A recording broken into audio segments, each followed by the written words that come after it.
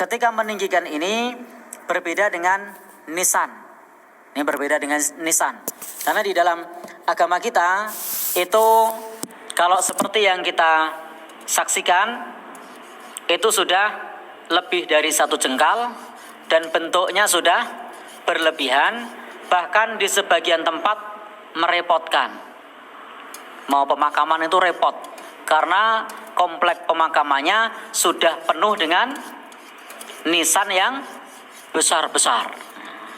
Sudah penuh dengan nisan dan besar-besar. Bahkan alhamdulillah di beberapa tempat ketika ada kerepotan itu mereka tidak lagi pakai dalil, tapi karena repot lalu kemudian diumumkan di masyarakat agar nisannya kecil-kecil. Bahkan ada yang digeser-geser. Nah, karena memang sebenarnya kalau kita menjalankan sunnah Rasul Sallallahu Alaihi Wasallam itu mudah.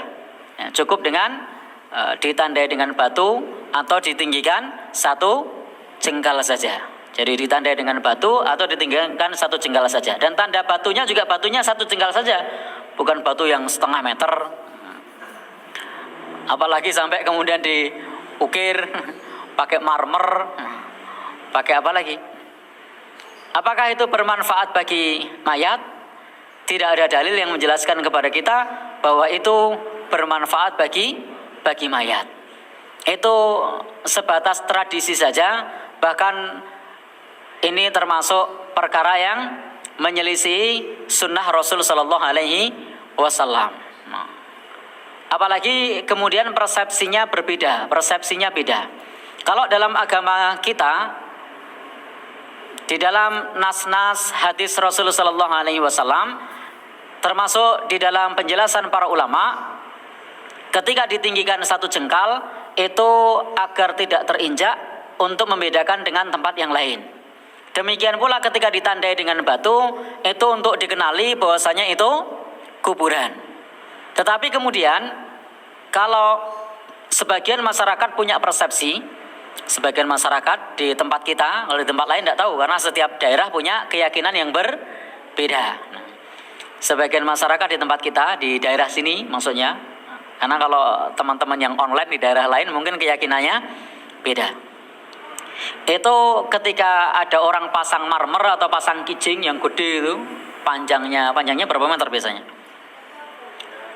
Panjangnya 1,5 meter misalnya, atau 1 meter, tingginya sampai 60 cm misalnya. Mereka beranggapan bahwasanya itu tempat tinggalnya roh. Nah, sehingga saya sendiri pernah ada orang yang curhat bahwa semalam bermimpi apa simbah ora kemulan. Jadi simbah ora kemulan. Lalu kemudian mereka menafsirkan kalau simbah minta dibuatkan kemul dengan dibuatkan kijing yang sedemikian rupa. Maka itu persepsi yang tidak benar. Yang benar adalah bahwa batu itu sebatas tanda, bukan sebagai selimut, bukan pula sebagai tempat tinggalnya roh orang yang sudah meninggal. Karena sebagian orang menganggap bahwasanya rohnya sudah berpindah ke batu nisan. Tidak seperti itu. Bapak dan ibu-ibu yang berbahagia yang dirahmati oleh Allah Subhanahu wa taala, dan disebutkan dalam hadis Rasul Sallallahu Alaihi Wasallam dari sahabat Jabir, semoga Allah Subhanahu Wa Taala meridhoinya, disebutkan di situ bahwasanya naha Rasulullah Sallallahu Alaihi Wasallam ayjassasal qabr. Rasul melarang untuk mengapur kuburan, dikapur atau di semen atau dicat. Wa ayuk ada alai. Larangan pula untuk duduk di atas kubur. Maka kalau ditinggikan sedikit tadi, orang tidak mau duduk karena itu kuburan. Atau dikasih batu sebagai tanda karena itu kuburan. Tapi sekarang aneh, dengan adanya kijing, mah dengku-denguk. Jadi karena dikasih kijing, kemudian malah dibuat duduk.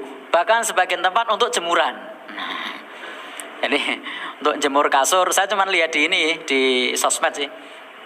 Ada yang untuk jemur kasur, ada yang untuk duduk-duduk. Nah, Padahal Nabi melarang untuk ayub ada alai, duduk di atas kubur. Wa ayubna alai, larangan pula untuk membangun kuburan.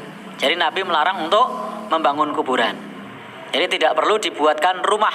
Nah, tidak perlu dibuatkan rumah. Memang di masa silam di tempat kita pada umumnya kuburan itu dibuatkan rumah. Apa namanya? Cungkup. Tetapi belakangan bukan karena memahami bahwasanya cungkup itu dilarang oleh Nabi, tetapi karena alasan kepraktisan kemudian cungkup dihilangkan. Di sebagian tempat pada umumnya sekarang dihilangkan karena memang repot pada saat mikul cungkupnya pendek-pendek begitu, pas mau lewat repot apa mboten? Repot. Nah, di sebagian tempat ketika saya bertanya kok dihilangkan, kenapa repot Pak?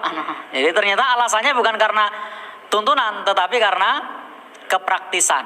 Jadi kalau dibuat bangunan-bangunan di situ semuanya bangunan, ternyata bawa jenazahnya susah.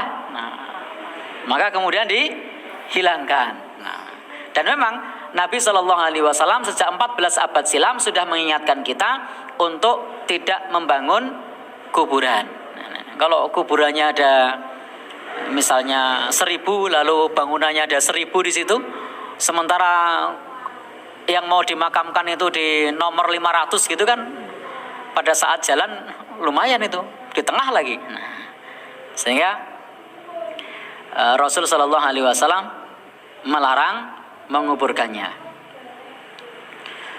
Maksud saya melarang membangun, kok melarang menguburkannya. Rasul Shallallahu Alaihi Wasallam melarang membangun kuburan. Tidak perlu dibangun.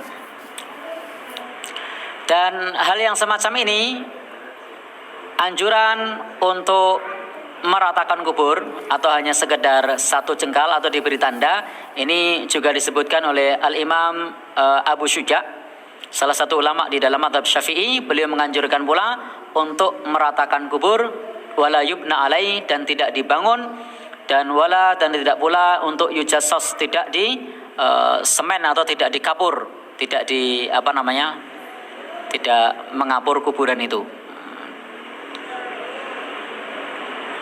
Demikian pula Imam Nawawi juga menyatakan bahwasanya kalau mau ditinggikan hanya sebatas satu jengkal saja. Teman-teman semua yang berbahagia yang dirahmati oleh Allah Subhanahu wa taala. Jadi saya tegaskan di sini tidak mengapa meletakkan tanda. Ingat tanda ya. Beda dengan nisan yang gede-gede begitu. Nah, yang panjang-panjang itu sudah bukan lagi tanda. Itu sudah berlebihan. Apalagi sampai kemudian terbuat dari marmer, terbuat dari barang-barang yang berharga, batu mulia misalnya. Ini berlebih-lebihan. Jadi hanya sebatas sebagai tanda.